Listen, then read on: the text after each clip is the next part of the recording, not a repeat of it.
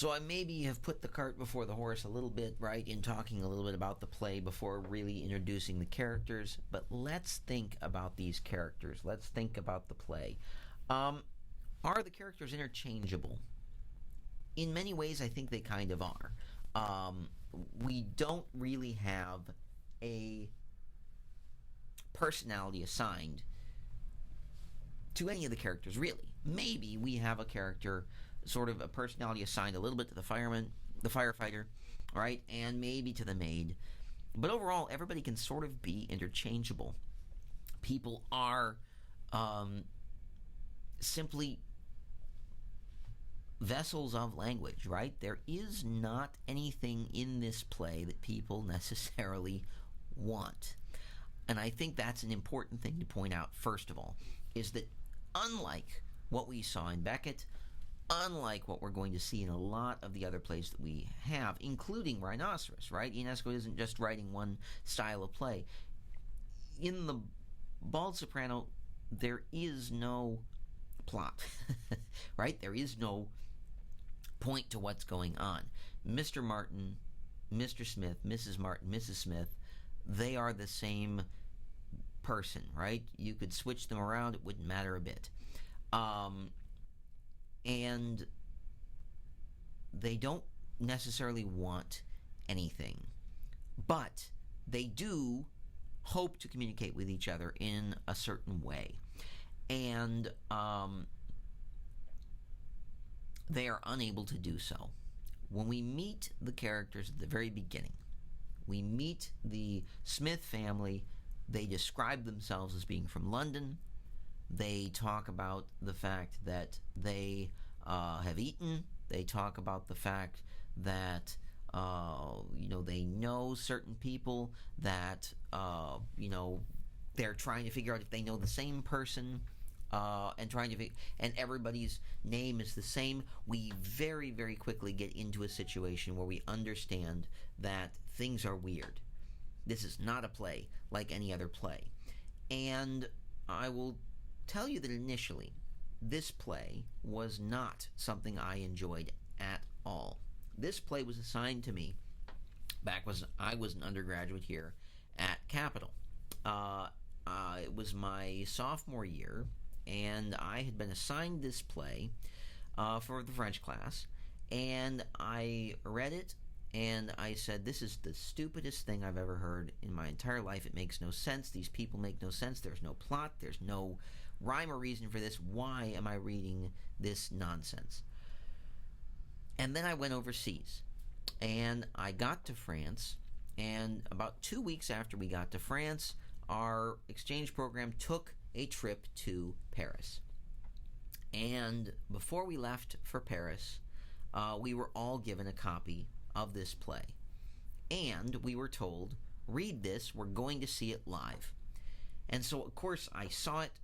I recognized the name of the play, and I thought to myself, this is going to be an absolute nightmare. I can't believe we're doing this. We went, and I felt very much like those people that we saw in the Estlin piece, who went to see Waiting for Godot in prison and stayed a little bit too long, and then were suddenly very changed by it, right? It's weird to say that this is a play that changed the course of what I wanted to do with my studies, but it very much is.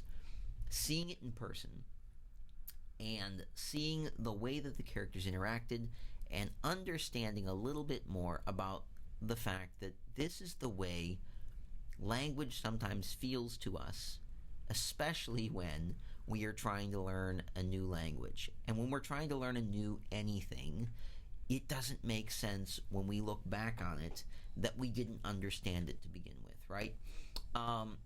If you think about a job, right, and you think about the way that a job works and about the duty that you have at your job, the responsibilities, the roles, the things that you have to do, you had to learn them at some point, right? And if you just showed up to your work and they'd said, okay, well, you are here at your new job, good luck, and given you no training, you'd be going about trying to figure out, how do I do this job? How does this thing work? What am I supposed to be doing as this particular job continues? And you may have eventually figured your way out, right? And figured out how it worked. But it would have been a lot more difficult than if somebody actually told you what to do. Now, if you've been in a situation, and some of you may have been, or you show up at a job and you really receive no training, and somebody just simply says, "Well, do the thing that we hired you to do. We hired you to be a barista, right?" And you kind of find yourself swimming and lost a little bit, right? I think that's where we are as well here. That these people are in a world in which language means something individually to every single one of them that it doesn't mean to anybody else, right? They're trying to talk with each other, but the understanding and the comprehension isn't there. It can be funny, but it can, as Ionesco tried to point out, it can be a little bit tragic when you look at people and you say they're missing each other completely, right? They're going this way, they're going this way. It's just not working. If you've been in relationships where you have trouble communicating with people because you're both talking past each other, right? That can be a tragedy, or it can be a time to actually figure out, how do we get on the same page? How do we resolve the issues that we've got? If you're able to resolve them, it's great, right? If you're not, then eventually you stop talking with these people, right? And I think what Ionesco is trying to do in this play, largely by talking about Mr. Smith, Mrs. Smith, Mr. Martin, Mrs. Martin, they can't talk. They don't know how to interact with each other. They seem to be friends, but they don't know what they want, and they're eventually just simply trying to use language to assault each other, right? You get to the end of this play, and it's an absolute madhouse of people simply saying things to try to be understood, right?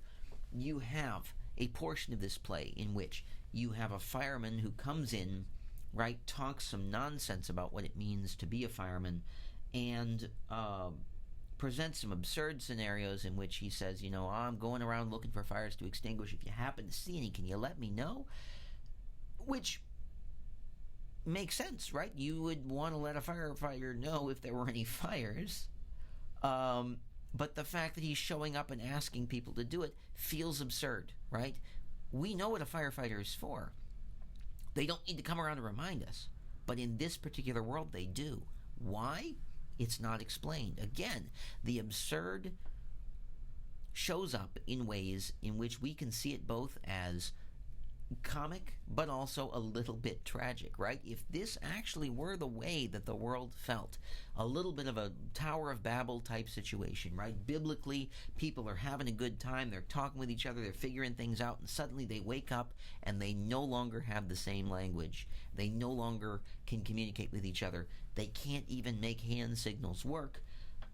It would be really frightening, right? Trying to figure out, now what do I do? How do I get my basic needs met? How do I get things done? When I go to a coffee shop, I know exactly what I want, but I can't figure out how to explain that I want coffee at a coffee shop. It seems like it would be an absurd situation and funny, but if we were actually living it, it would be terrifying, it would be tragic. So, we will wrap up this little section, right, when we come back. And we will talk about sort of the questions that we want to ask this week, and what exactly we might want to try to get out of a play that seems this nonsensical. Is there a point that we can get to where we can look at this play and find out what's the reason that this play can be valuable for us? Let's talk about that next.